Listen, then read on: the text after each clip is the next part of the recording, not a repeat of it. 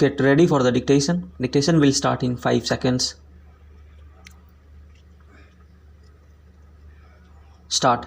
One of the requirements for heavier than air flying machines is a structure that combines strength with lightweight.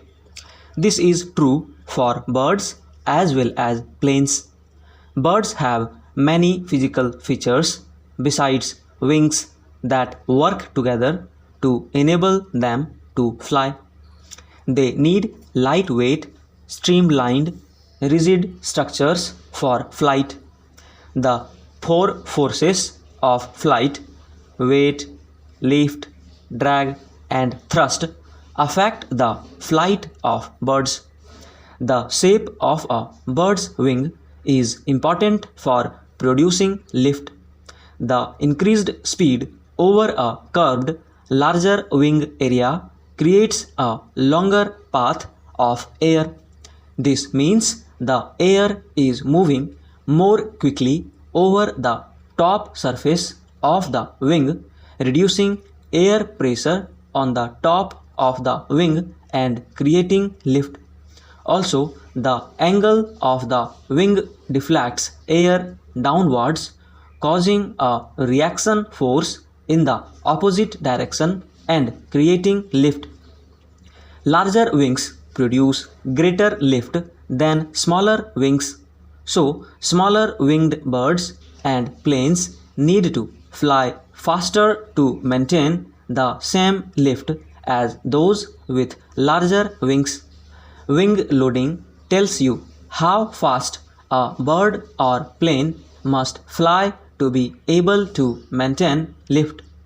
A smaller wing loading number means the bird, plane can fly more slowly while still maintaining lift and is more maneuverable. When a bird is gliding, it doesn't have to do any work. The wings are held out to the side of the body and do not flap. As the wings move through the air, they are held at a slight angle which deflects the air downwards and causes a reaction in the opposite direction, which is lift. But there is also drag, air resistance on the bird's body, so every now and then the bird has to tilt forward and go into a slight dive so that it can maintain forward speed. Soaring flight is a special kind of glide in which the bird flies in a rising air current called a thermal. Because the air is rising, the bird can maintain its height relative to the ground.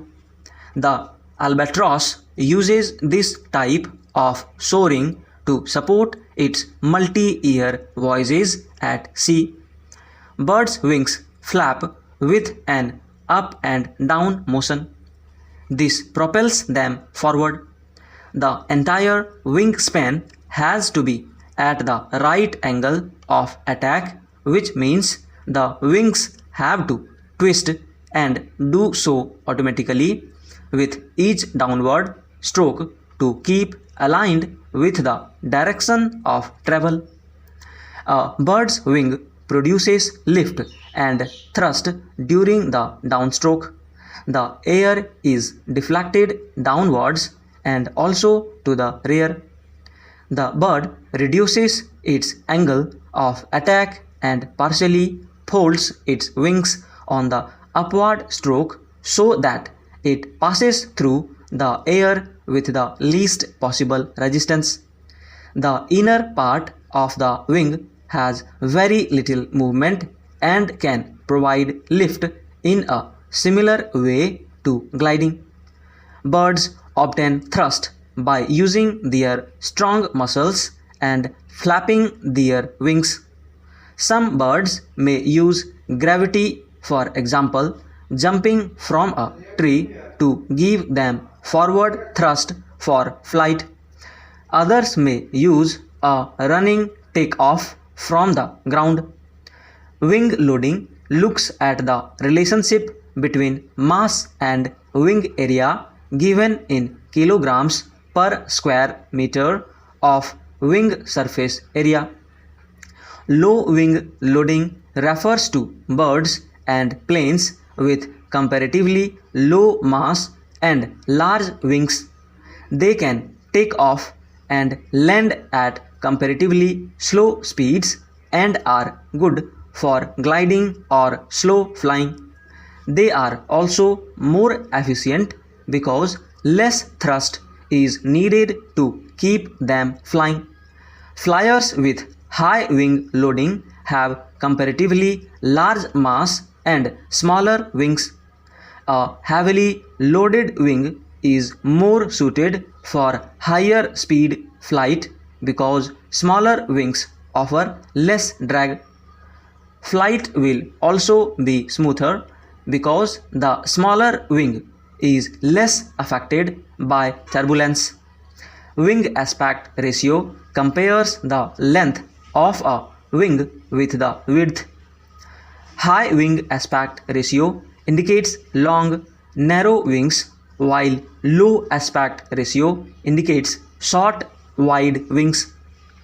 Flyers with high wing aspect ratio tend to be more stable and more efficient, while flyers with low wing aspect ratio are more maneuverable. Flaps on most large aircraft extend backward, increasing the size of the wing, lowering wing loading. This gives extra lift and drag, allowing the plane to remain airborne at a lower speed and to descend without gaining speed. Flaps also hinge downward, increasing the camber angle of the wing, which increases the lift and drag of the wing as well. They are used during landing and often at least partially during takeoff as well. During flight, the flaps are retracted for fast and efficient flying. The smaller wing reduces drag for increased speed and fuel efficiency. The increased speed produces lift, so the extended wing is no longer necessary. Falcon and swing wing bomber ability to tuck in their wings to reduce drag and increase speed. Stop.